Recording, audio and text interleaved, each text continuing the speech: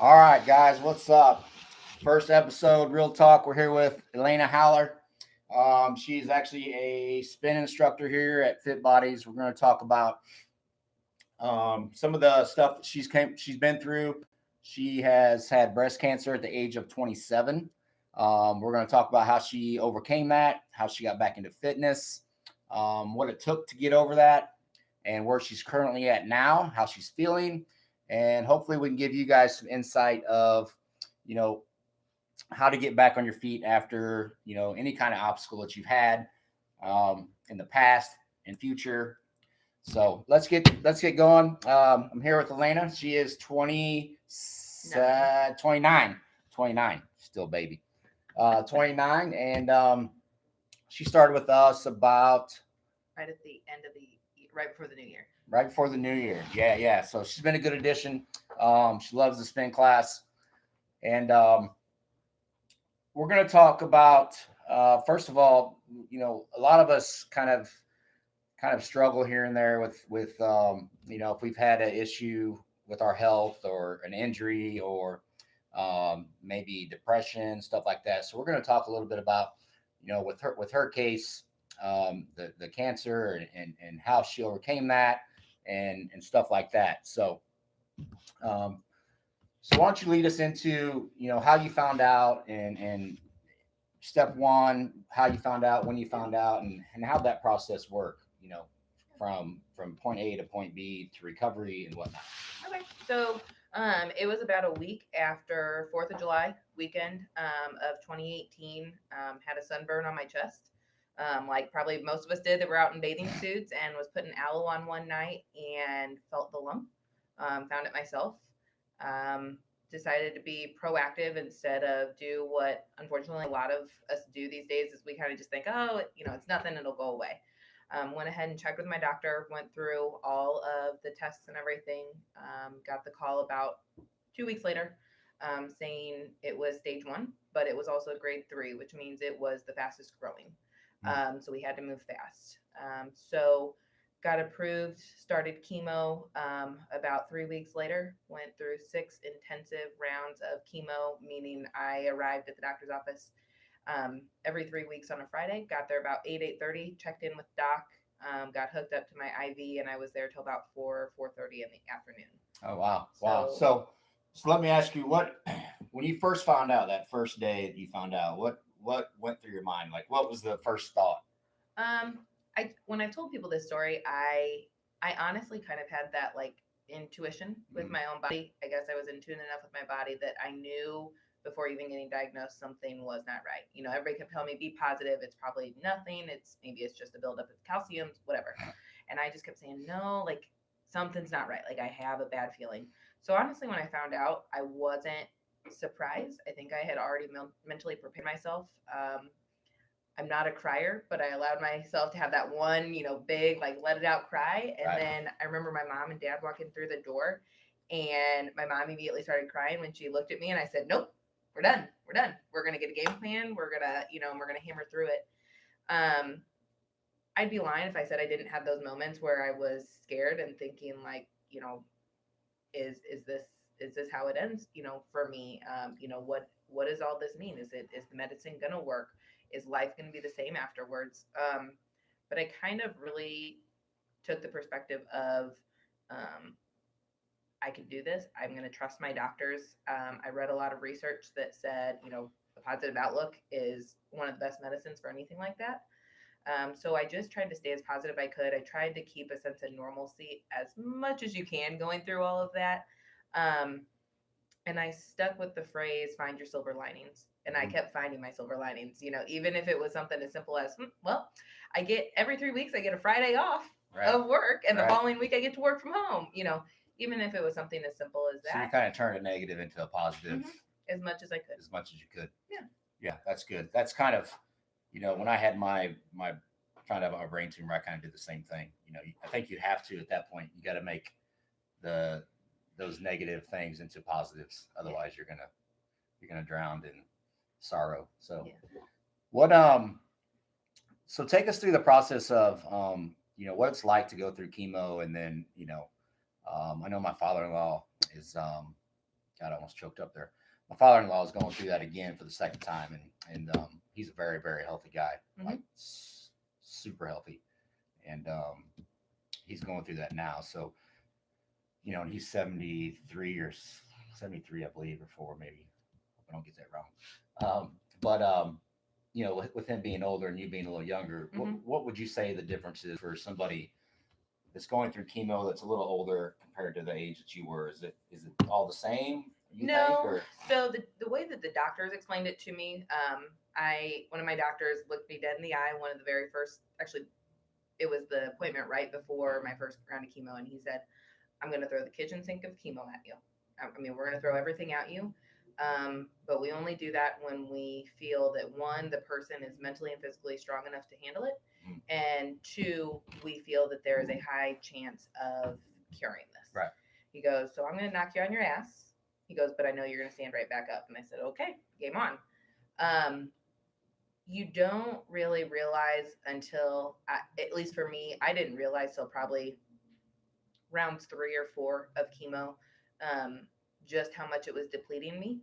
I really, I had about a week right after chemo where I'd be down for the count. I didn't do much but lay on the couch, and I had one day that was kind of always my worst day of the week. Um, but then I'd return to almost kind of life as normal for the next 2 weeks. And so I would say it wasn't until about, you know, 3 months into chemo that I realized, oh no, my body's taking a hit. Mm-hmm. Just simple things as, only having the energy to basically get up, shower, and return back to the couch. And you just don't really realize it until all of a sudden you just have one of those moments like in the middle of the shower and you're going, holy crap, I'm exhausted and I just washed my hair. And so for someone that was so used to being so active Mm-hmm. and healthy and able to go to the gym, um, I've played golf since I could stand. And so, I've walked hours on hours carrying a Right. bag on my back, and to not be able to do that mentally, I think that's what crushed me more, than the actual physical side effects, because I just wanted to be as normal as I could, Right. and I couldn't. Um, so, I mean, so you walk through that, but also, with breast cancer, there's surgery involved. It's not just chemo and radiation. And so I opted for a double mastectomy. So, went through that the week before Christmas. Spent Christmas of 2018 posted up on the couch, all wrapped up with ice packs and everything, and a lot of painkillers. And so that set, the process of returning to normalcy back that much more, because with surgery comes healing time. Couldn't lift heavy things. I mean, it came down to I can't even pick my godson up, who, is my world right now. And so to be able to have to explain to someone so little, I can't pick you up, buddy. Right. I gotta come and sit down with you. Stuff like that is hard. But again, I just kept trying to find the positives in it. Yeah, I think that's the biggest thing is when you have an obstacle or something like that, you have to find a positive. There has to Absolutely. be what I always tell people is you got to find a why. Why are you doing this and why are you here? Yeah. For me that was the same thing. It's you got to be shooting after something or doing it for something. Otherwise, you're just not going to do it. And I think that's kind of what happens to a lot of us is we get that little bit of fear in us and we're like, man, I don't know if I can do that anymore. I don't know if I should do that, or I'm afraid to walk in there. I'm afraid to do this. I'm Yeah. afraid to do that. That fear starts to creep up. And so, I mean, for you, you said you played golf and you did all this stuff. So what was it like to go from doing that to, because I know what I felt like, being probably in the best shape of my life, then all of a sudden, you know, bam, Wham. Yeah. from it was just so fast, you know, mentally. If somebody was to ask you mentally, what did that do to you mentally? Not only physically, but mentally. Yeah. How did that feel? I mean, it was hard. I'm a person that doesn't do well with idle time. I need to always be doing something, being active. And so to have to sit on the couch and just be was so hard for me. I would tell my mom and my friends, I'm sick and tired of laying on the couch and sleeping. And they'd be like, but if you're tired, that's your body telling you to sleep. Um, and I just kept saying, I want to be out with my friends. I want to go, I so badly wanted to just come and deadlift, or I so badly just wanted to go and play around to golf with my dad, or I so badly just wanted to go get on a spin bike and just go. Um, and I couldn't, and I had to listen to my body and listen to what it needed. And I think people experience that even with, if you're going, and you don't even give your body the chance to rest. Sometimes we have to tell members, take a rest day. If Right. your body's telling you to rest, you have to rest, Right. because at some point your body's going to tell you, I'm nothing left in the tank. And it's hard. It's a hard pill to swallow if you're such an active person. So, so mentally it was tough. It was, reminding myself that no, I have to listen to my body.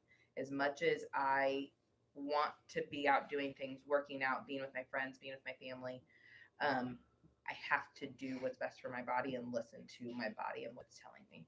Yeah, that's a good point. That's a good point. I'm one of those that likes to train every day if I could. Yep. And there's days that I'm like, today was one of those days. But yeah, I think a lot of people. It's great that they want to do that every single Mm-hmm. day, but they have to know Well, enough's enough.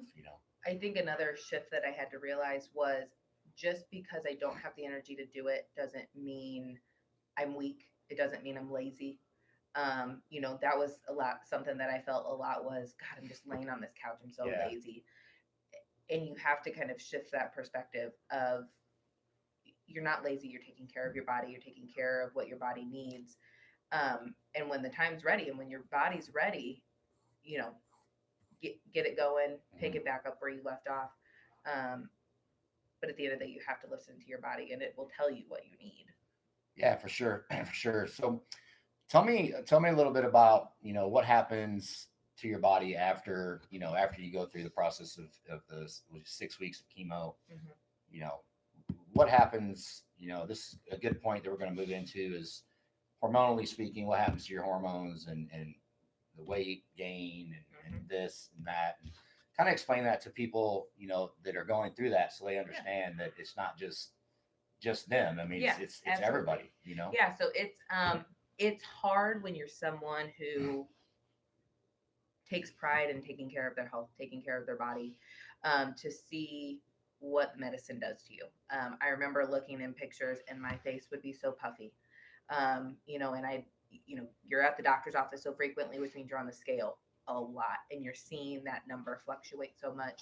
And for someone who's so used to being in the gym and trying to stay healthy and take care of my body, that was hard. So, with chemo, you're pumping your body full of fluids. You're pumping your body full, basically, of poison. You're taking steroids at the same time. For breast cancer patients, depending on the type of breast cancer, they may shut down your hormones.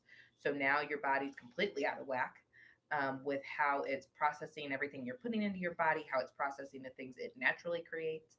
Um, and everything that seemed to work before no longer exists. I'm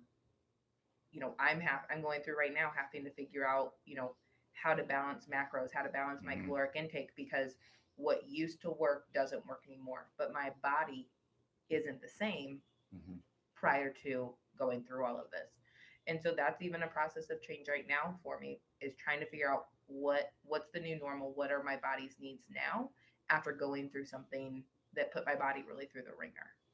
Yes, that's a tough process to go through too, because coming from being an athlete and not really struggling with weight loss or staying in the body comp that you like, Mm-hmm.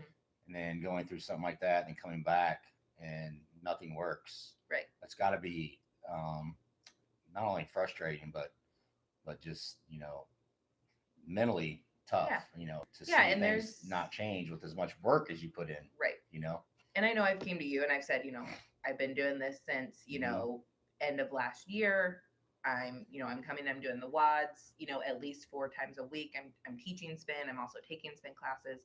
As active as I'm being, I'm not seeing the change, at least not as fast as I used to. And I've had to shift that perspective and realize that my body's just different and it's going to respond differently. But I then go back to, but think about the first day that I walked in here and I about died doing 5 burpees.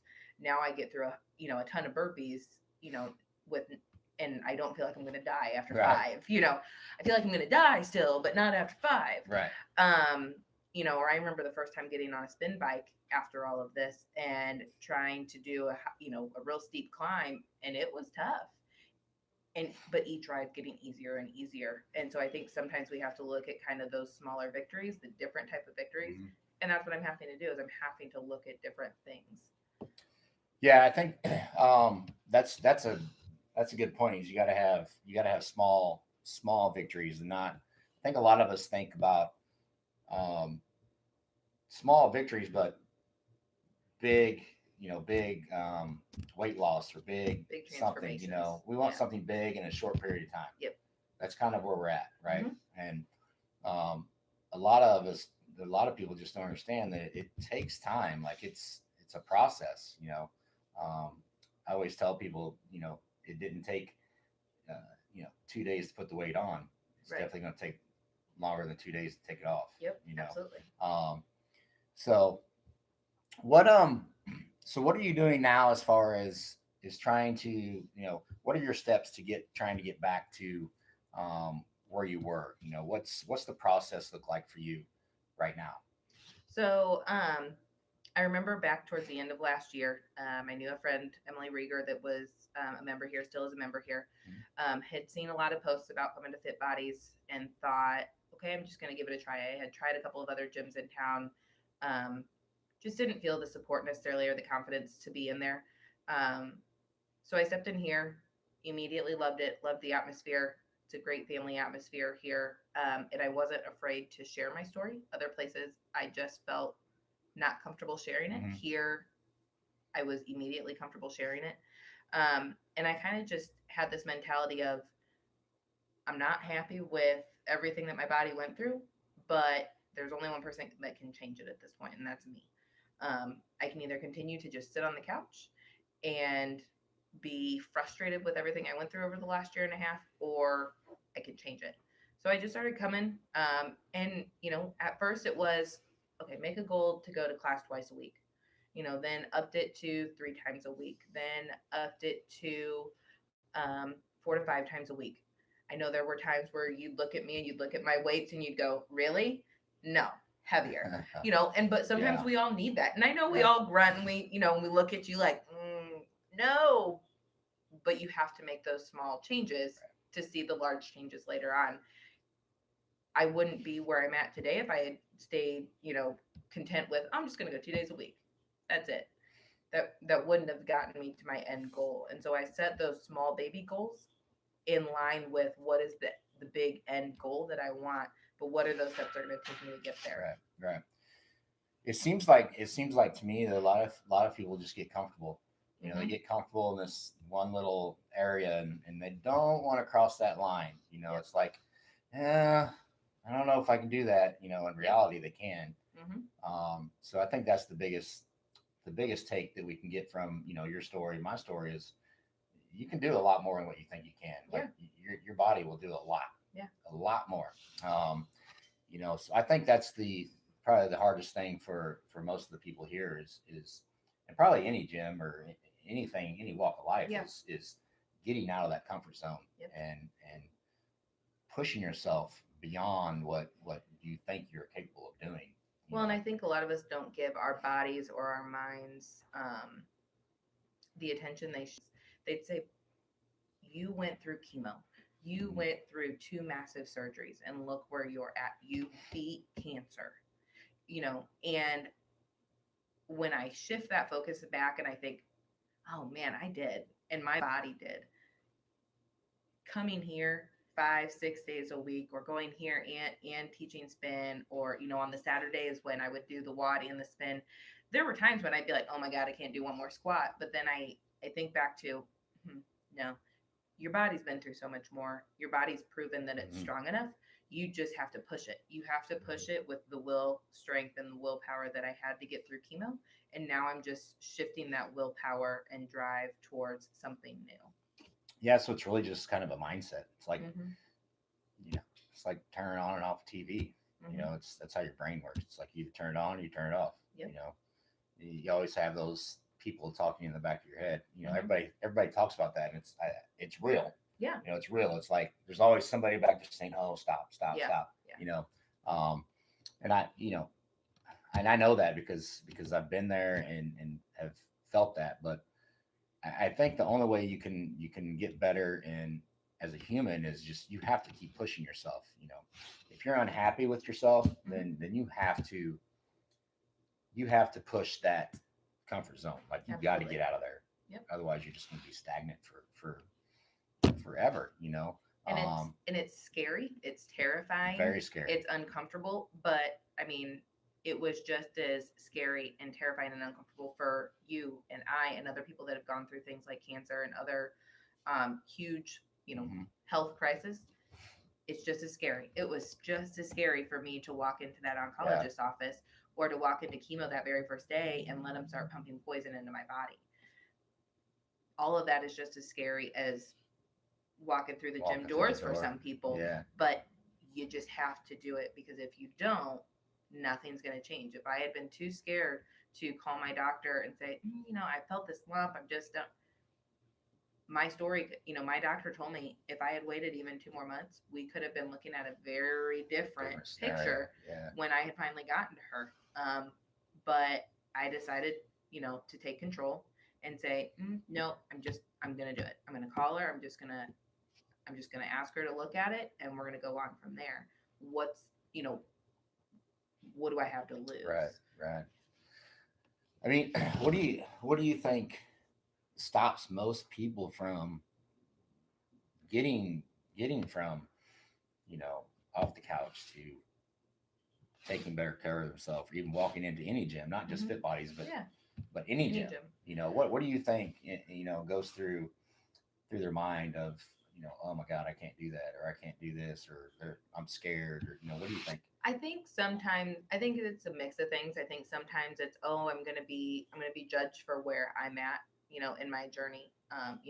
Everybody. I think people think that everybody at the gym is 100% healthy and it's always been easy for them. I think sometimes, we're in unique positions as coaches. I think people look at us and think, oh, well, it's easy for them. Right. It's easy for them to say, oh, well, just eat healthy, just come to the gym, 3 to 5 times a week. It's easy for them, but it's not. There's days where I wake up and I'm like, Hmm. I do not want to work out. Yeah, and they also don't. A lot of hours. Yeah. A lot of hours goes into you know our bodies and our nutrition, and Yeah. it's not just 1 hour a day. It's Right. I know for me in particular, it's a lot of time. Yeah. We're talking a period of 8 years. Hmm. It's that's how we all are as Yeah. coaches. It just doesn't happen. And we all have plateaus. We all Mhm. have, Yeah. we all have tough days in the gym where, man, I really wanted to get that lift, but that weight just wasn't Yeah. going up today. Or there's days when I get on the spin bike and I'm like, man, yesterday I feel like I could have cranked this sucker up in terms of my resistance, but today it's just not happening. Um, Everybody struggles. Everybody has to put effort towards, choosing healthy choices versus choosing unhealthy choices. Um, and walking in the door, we've all had that first day that we had to walk in the door, every single one of us. And I think people have to just get to the point where, you know what, it's no one else's story. Right. If I'm unhealthy, it doesn't affect anybody else out here. It Mhm. affects me. Right. So what am I gonna do about it? It's not gonna affect them if I all of a sudden am, diabetic because of Mhm. my sugar intake, or I'm now on cholesterol medicine Right. because I've eaten so poorly. It doesn't affect anybody out there in the gym. It only affects me. That's right. And I'm the only one with control over it. So I think you have to just get to that point where you value your health, you value your body, um, and you're willing to do anything to take care of it. I got to that point because I had no option. I had cancer, and I was either going to let the cancer beat me or I was going to beat the cancer. I chose to beat the cancer. For other people, it's, are you going to let the weight beat you or are you going to beat it? Right. My answer was stepping into the doctor's office and getting chemo. For other people, it's stepping in the gym and, just slowly starting to put in the work.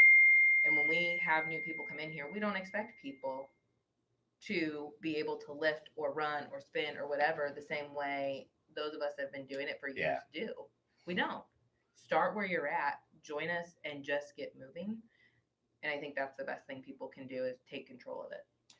Yeah, I agree. And I think the big thing too that we're missing is, when people walk in here, a lot of them don't know anything about nutrition or how to eat or how to, Right. what Yeah. fuels the body.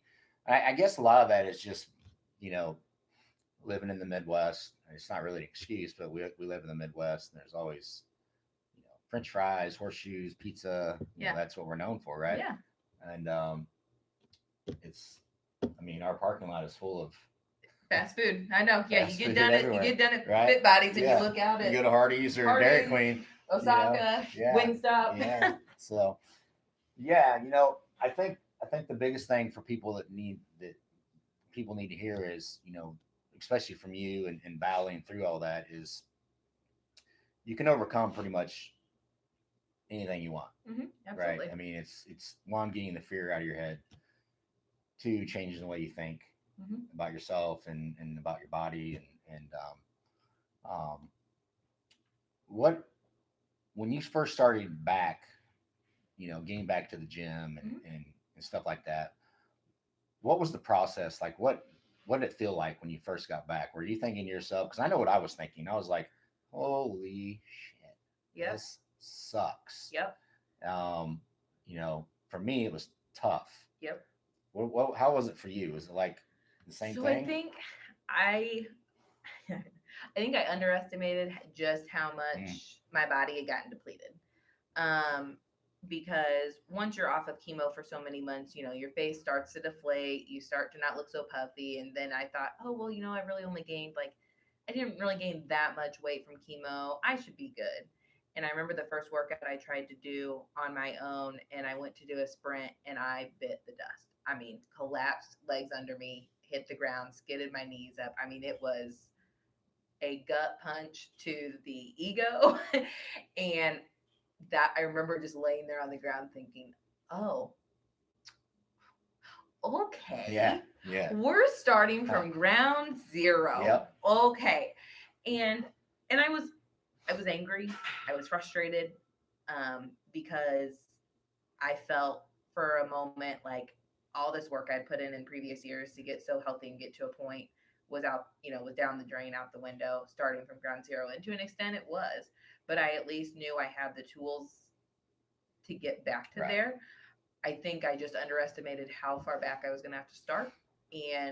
But again, I swallowed my pride, I swallowed my ego, and I said, okay, time to get back up, and we keep working. Yeah. So do you think, because there's going to be a lot of people say, well, you know, you were an athlete before that, because I get this all the time too. Well, you were in shape before this, and that happened. It's easy for you. Um, so so to the person that has never worked out or hasn't been, an athlete or done anything physical, and then has to go through, Mm-hmm. chemo or some type of surgery, do you think that for them I think that for them it's probably a lot harder to even make that step, Yeah. because they're not even familiar with Right. what they're capable of doing. Yeah. So do you think for those guys, or I should say, what would you tell those people, um, they're about to go through something like that, and can they come out of it and get better after? Yeah, I think anybody can. I think it all goes back to mentality. No matter what you're facing, look how much your body can take. Look how much it's already overcome. Look how much it's about to overcome already. Um, it can definitely take the next step to go into the gym, start making those small movements. And again, we don't expect people to walk in the door and start working out 5, 6 days a week and doing the hardest intensity workouts that other people in the gym are doing. You have to do what is at your level. That's why we have scaled options. It's why we have different movements for, different bodies. Um, you have to just get your body somewhere to start and let the body build its strength. Um, I think a lot of people, we don't give our body the credit it deserves. Our bodies are a lot stronger than Yeah. we think they are. Um, You just have to get it in the right environment to allow it to start to build. Yeah. Come into the gym, and again, like I did, just start with 2 days a week, even 1 day a week. Um, and ask a coach, ask somebody for help, and that's what people in this industry like us are here for. We get it, Mhm. especially those of us that have gone through stuff like this. We get it. We understand that there's struggles, and we're here to give you Yeah. those tools because we have the tools, and we're more than happy to share them with you. Yeah. That's a good point leading up to, where we're at now. Everything's closed. All Yeah. the gyms are closed. We're doing online stuff. Hmm. I feel like right now we're kind of in a spot of, a lot of people falling off and Yeah. not getting back. And Yeah. it's going to be a new norm to not, to feel like, oh, I'm just going to stay home and do Yeah. nothing. So I think now is probably the most important time to find something that you Hmm. enjoy, whether it's something online, Yeah. following somebody on TV. It doesn't have to Yeah. be Fit Bodies, but it can Right. be whatever that is, It could be as simple as going out and taking a walk a every single walk. morning. Yeah. Walk a mile or two around your neighborhood. Just take that first step to start moving the body and then gradually grow into other things. Yeah, and I think for most people that's even hard too, because especially now, because everybody's afraid to go outside. Yeah. Everybody's afraid Yeah. to do this. Everybody's Yeah. afraid to do that, and which we should be, especially now. But I think after it's over, my biggest concern is, you know, where is everybody going to be? Like, Hmm. how's this going to Yeah. affect things from, you know, whenever we open back up, Yeah. or whatnot. So I guess my thing would be find somebody that you can trust. Absolutely. Do your online thing if you like to work out. If you don't, find something to do at home. Hmm. Um, Eat well, eat good stuff, Yep. eat clean. We preach that a lot here, Yeah. and it is good for you. Um, so, um, well, I don't have. What else you want to talk about?